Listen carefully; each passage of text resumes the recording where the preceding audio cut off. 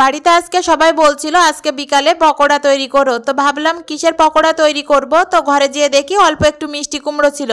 তো ভাবলাম এই দিয়ে আজকে পকোড়া তৈরি করব। নমস্কার বন্ধুরা, লাবণী কিচেনের আবারও এক নতুন রেসিপিতে আপনাদের সবাইকে স্বাগত। আজকে তৈরি করে দেখাবো খুবই ইউনিক একটি রেসিপি, কুমড়োর পকোড়া। তো আমার মনে হয় এই কুমড়োর পকোড়াটা বিকালের নাস্তাতে সবথেকে বেস্ট। তো চলুন কথা না বাড়িয়ে রেসিপিটা শুরু করি, আর ভিডিওটা প্রথম থেকে শেষ পর্যন্ত দেখার অনুরোধ থাকলো।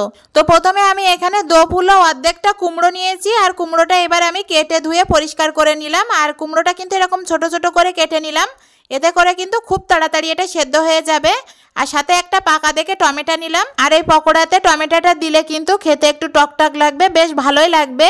তো এবার আমি এই টমেটো আর কুমড়োটা আমি সেদ্ধ করে নেব। তার জন্য উনুনের পরে কড়াই বসিয়ে দিলাম, দিয়ে বেশ হাফ মগের মতো আমি জল দিয়ে দিলাম। তারপরে আমি কুমড়ো আর টমেটোটা দিয়ে দিলাম জলের ভিতরে, আর দিয়ে দিলাম 1 চামচের মতো সাদা তেল আর সামান্য একটু লবণ দিয়ে একটা ঢাকনা দিয়ে আমি ঢেকে দেব। দিয়ে জলটা যতক্ষণ পর্যন্ত না শুকাবে ততক্ষণ পর্যন্ত আমি এটা সেদ্ধ করে নেব।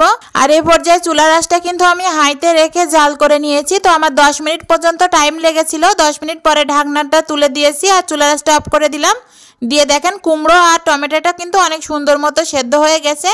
এবার একটা সার্ভিং ডিশে আমি এগুলো এক এক করে তুলে নিলাম। তারপরে একটা কাঁটা চামচ দিয়ে আমি এগুলো ভালো করে ম্যাশ করে নেব। আর আপনাদের কাছে যদি ম্যাক্সার থাকে তাহলে ম্যাক্সার দিয়েও ভালো মতো ম্যাশ করতে পারেন। তো আমি কাঁটা চামচ দিয়ে প্রথমে কুমড়োগুলো ভালো করে ম্যাশ করে নিলাম, আর তারপরে আমি একেবারে শেষের দিকে টমেটোটা ভালো করে ম্যাশ করে নেব। টমেটোটা ফাটানোর পরে টমেটোর গায়ে যে ছালটা ছিল সেটা আমি বেছে ফেলে দিলাম। দিয়ে এবার কুমড়ো আর টমেটো ভালো করে ম্যাশ করে নিয়েছি। তো আর কুমড়োটা কিন্তু ম্যাশ করব না, আমার অনেক সুন্দরভাবে এটা ম্যাশ করা হয়ে গেছে। এবার এতে আমি 1 বাটি পেঁয়াজ কুচি দিয়ে দিলাম। পেঁয়াজটা কিন্তু অনেক সুন্দরভাবে কুচি কুচি করে নিতে হবে। তারপরে দিয়ে দিলাম বেশ 4-5টা মতো কাঁচা ঝাল কুচি করে, আর দিয়ে দিলাম 1 চামচের মতো আদা কুচি কুচি করে, এতে করে কিন্তু আদাটা গালে পড়লে খেতে ভালো লাগবে।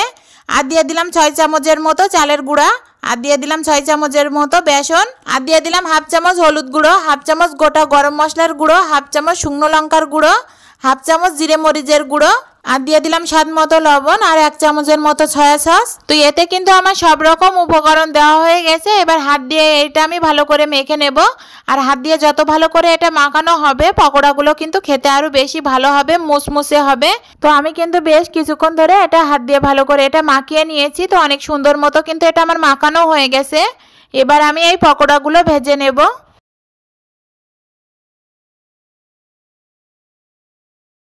তো ভাজার জন্য প্রথমে আমি উনুনের পরে কড়াই বসিয়ে দিলাম, দিয়ে এখানে পর্যাপ্ত পরিমাণ সাদা সয়াবিন তেল দিয়ে দিলাম। তেলটা আমি একটু ভালো করে গরম করে নেব। তারপর চুলার আঁচটা মিডিয়ামে রেখে দেব। আর এই শেপগুলো কিন্তু আমি একটু গোল করেই দিয়েছি, আপনারা চাইলে ছোট বড় যে কোনো ধরনের সাইজ দিয়ে কিন্তু দিতে পারেন।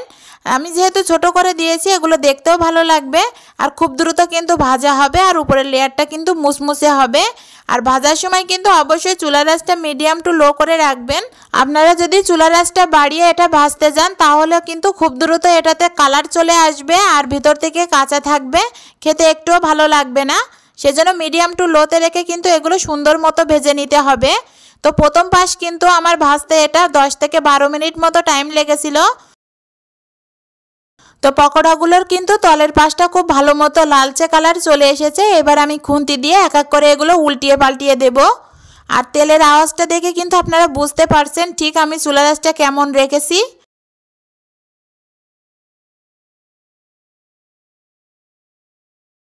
তো পকোড়াগুলো কিন্তু আমার সবগুলো উল্টিয়ে দেওয়া হয়ে গেছে। এবার তলের পাশটাও আমি ভালো করে লাল লাল করে ভেজে নেব। তো আরও 7-8 মিনিট পরে দেখেন তলের পাশটাও কিন্তু সুন্দর মতো লাল লাল কালার চলে এসেছে, আর এটাও ভালো করে কিন্তু ভাজা হয়ে গেছে। আমি খুন্তি দিয়ে একটু আবারও উল্টিয়ে পাল্টিয়ে দিলাম, দিয়ে আরও 2 থেকে 1 মিনিট মতো ভালো করে এটা ভেজে নিলাম। তো এই পকোড়াগুলো কিন্তু আমার অনেক সুন্দর মতো ভাজা হয়ে গেছে। আমি এই পকোড়াগুলো কিন্তু আমি বেশ লাল লাল করে ভেজেছি, আপনারা চাইলে একটু কম ভেজেও কিন্তু তুলে নিতে পারেন।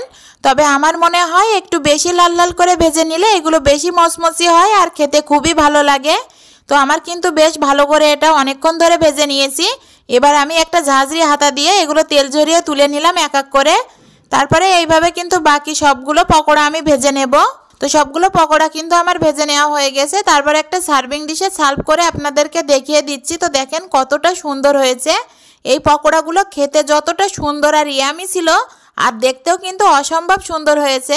আমার এই পকোড়াগুলো দেখে কিন্তু জিভে জল চলে আসছিল, আর আসবেই না কেন, এত সুন্দর দেখতে হয়েছে আর খেতে যে এত সুন্দর ছিল আপনাদেরকে বলে বোঝাতে পারবো না।